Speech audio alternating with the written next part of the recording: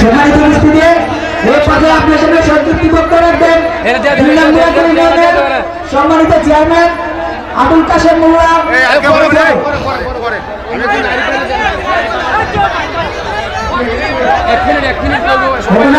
সংযুক্তি বক্তব্য রাখবেন আসলে রাতের উপজেলা পরিষদ